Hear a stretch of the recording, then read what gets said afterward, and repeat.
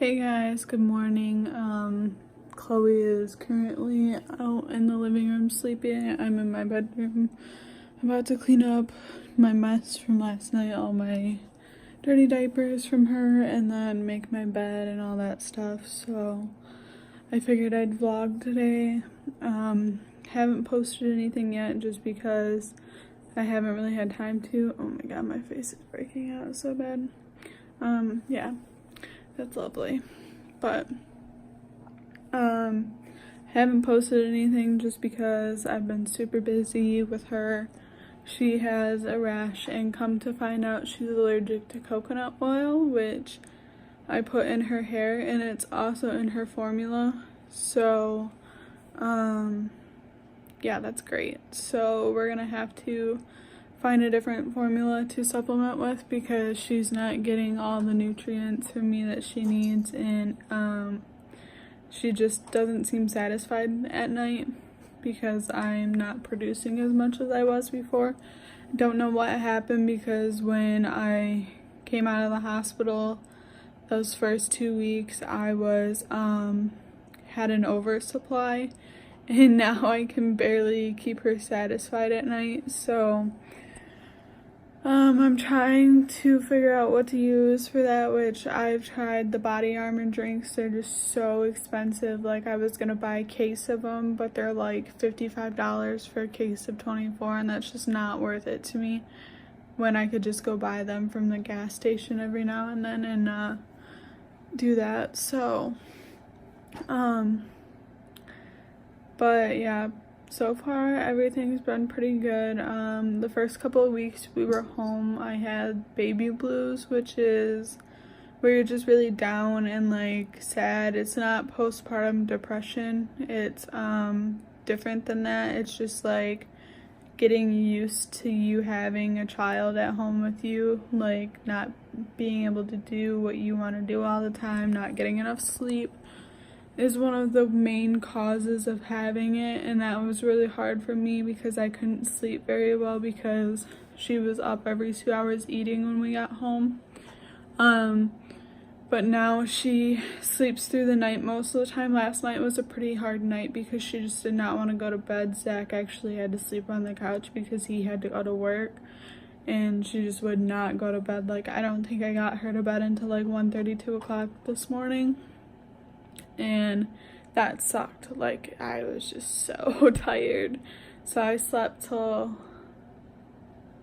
we slept till 7 this morning, and then she woke up to eat, and then she fell back asleep and slept till 10, and then she ate again, and she's now sleeping. But she slept till 11, and now she is sleeping. She'll sleep till 1. I'll wake her up, change her, feed her, and then try to put her back down or let her play on her play mat so she can just stay awake for a while so I can get some stuff done. She's a pretty good sleeper when she does go to bed. She doesn't really wake up in the middle of the night unless she's just like has gas or a poopy diaper. She just really doesn't wake up other than that. Like, she doesn't really care to be awake. She loves to sleep. She's like me. But yeah, so I finally got a new phone, which if my videos start looking better, that's why, and I can finally upload. So that's great because I didn't have enough space on my other phone to be able to upload videos or keep them. So I'm super happy about that. We went and seen my family for the first time since I've had her, not last weekend, but the weekend before. I spent some time up there with my dad and my grandma. We went out to lunch and all that, and I got some stuff for Chloe, more sleepers because she's outgrowing her newborn clothes super fast. She's currently in size 1 diapers, which is crazy because she's been in them since she was born, because she was 8 pounds 8 ounces when she came out, and I had to have a C-section just because she was sunny side up, so she was facing the wrong way. She wasn't breech, but when she was like head down, she was upside down, I think. I don't know. But I couldn't get her down into my birth canal far enough to where they could turn her with forceps, which I'm glad they didn't because I've read really bad things about that. So I pushed for 2.5 hours. I did have an epidural, which honestly people make that out to be so much worse than it is. I'm so happy I got it because my contractions were so bad. I was in labor for 26 hours. I went into labor on my birthday, which was December 20th, around, I want to say I was in labor all day that day, but I didn't really have bad enough contractions to go into the hospital until about 10 o'clock that night. So we went in, they told us, I called first, and the nurse said not to come in because I lived so close to the hospital until I really felt that I needed to. So I went in, they had to put me on Pitocin because my contractions weren't getting strong enough. So they had to up me all the way to 17, which 20 is the limit. If you get to 20, they can't up you anymore. 17 was to the point where my contractions were super bad. I was pretty much sitting there screaming, crying, like I was in so much pain. The reason they got so bad though was because I put that peanut ball, which is the ball with 2 balls and then like a dipped middle in between my legs, and when I opened my pelvis up, that was the worst pain of my life. Those contractions hurt so bad. All the other ones were bearable, which I was gonna go for a natural birth without an epidural, without any medication. But because she ended up being a C-section baby, I am glad that I decided to get my epidural so I didn't have to get a spinal block, because I just feel like that it would have been so much worse because they would have had to do it in an emergency, because my C-section wasn't considered an emergency C-section. It was just because I wasn't progressing enough C-section, so they didn't have to take me because her heart rate wasn't dropping or anything. She was fine. At one point they had me on one side and her heart rate was kind of getting weird, and I think I was turned on my right side, so I was trying to push that way. Nothing was happening. They couldn't get her to turn the other way. Like, they had me doing all different kinds of positions. They had me using a bar so I could squat and all that stuff. That wasn't working. It wasn't pulling her down any. So it was just really upsetting because I really wanted to have that natural birth. I felt like when she was born, we didn't have that connection that you have when you have a natural birth. Like, most mothers cry when they first see their babies. I didn't get to see my baby come out of me, but I did cry when I heard her start crying, so I feel like we did have that little bit of connection there. I didn't get to hold her when she came out because I was so, like, messed up from all the medication that I was shaking. I was like, I couldn't hold myself still. I pretty much looked like I was convulsing. It was I didn't want to drop her. So I told my boyfriend, I asked him to hold on to her until they got me on a regular bed, because they had me on this little tiny, like, it was just a little tiny rectangle bed, and it, like, the surgery table. So I didn't want to drop her or something accidentally to happen. So Zach just kind of brought her up to me so I could see her.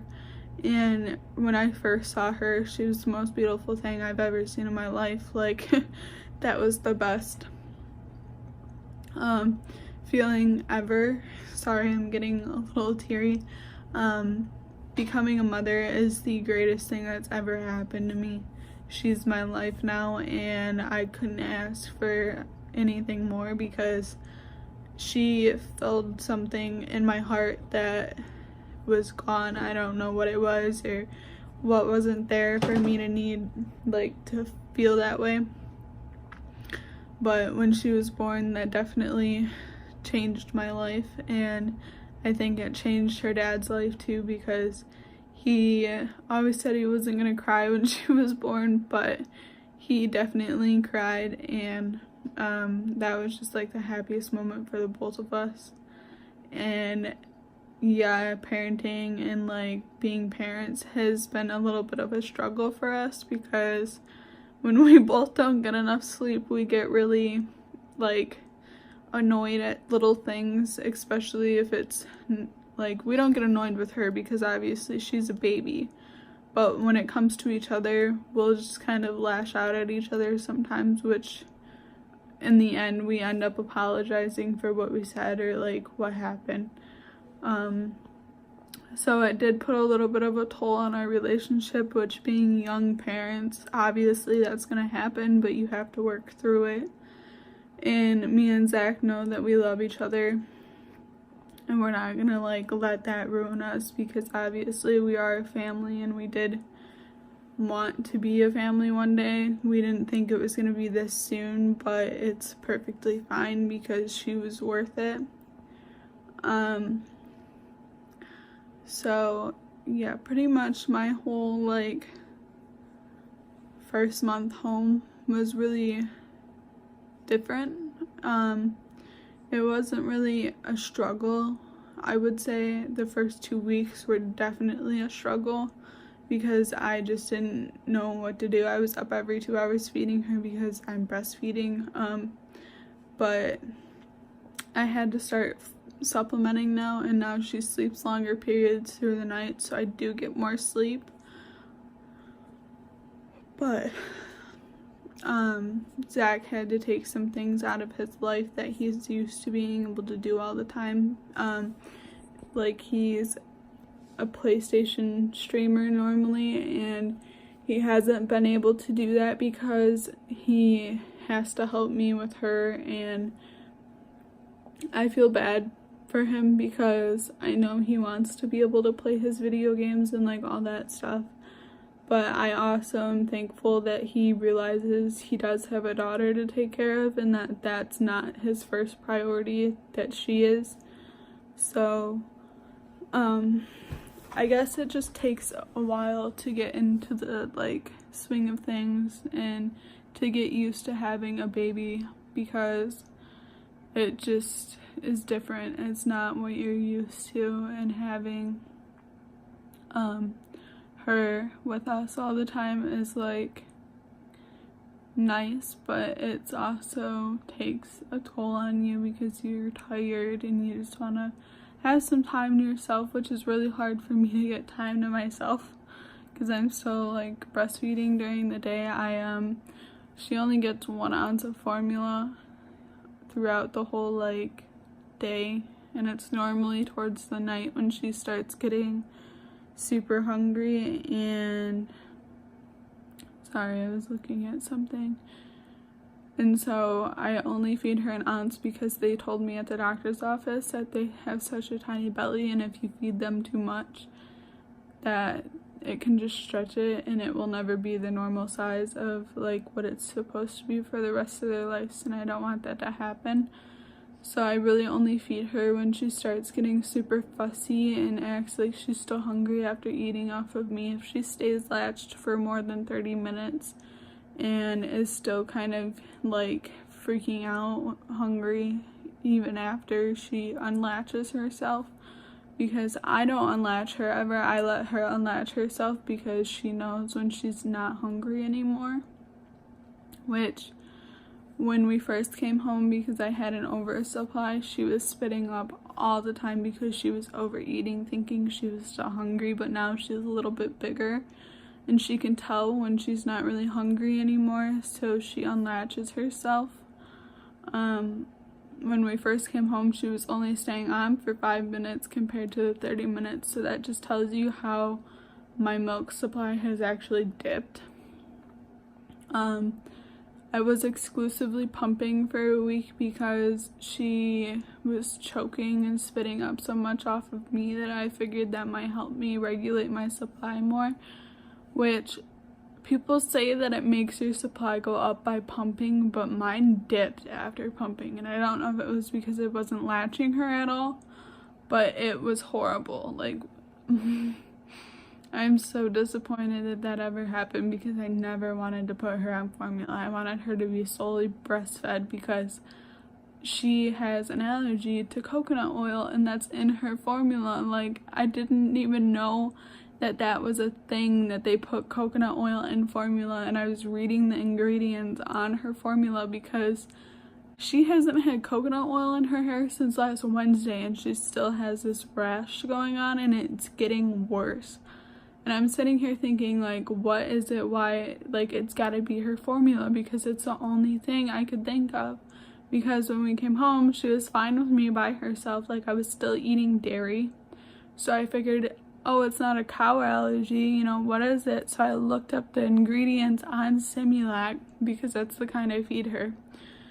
And I was going through them, and it says coconut oil. I was like, are you kidding me right now? So she's gonna have to go on the hypoallergenic formula if I keep formula feeding her, if I can't get my supply to go back up. So yeah, that's great. So happy about that. Not like, are you kidding me? Why would you put coconut oil in formula? But hold on, my baby's crying, so I'm gonna end this right here and I'll be back. So this is Chloe. She's sitting in her Boppy pillow. She's gonna get mad because I'm not paying any attention to her. Hey, what are you doing? Are you pooping? Are you pooping? What are you doing? See all this stuff right here? Yeah, see? She has it all over her. And it is from the damn formula, and I'm so mad. Yeah. See, we don't like that. We don't like that. She got little ladybug feet. And no ladybug up here. Yeah. Who's happy? Are you happy? What are you doing? What are you doing? Hi. Are you mama's cute little baby? You mama cute little baby? You mama cute little baby? You don't like when I tickle you? You don't like when I tickle you? Oh. Oh, your little footsy's all messed up in this. Here we go. Mama fix it. Is your other foot good? Yeah, see? She's like growing out of it. Her little feet are so big. Are you hungry? Yeah, you're hungry. Okay, so I'm gonna feed her, and then I'm gonna clean my room up. Yeah, we're gonna feed you, and then we're gonna clean up my room.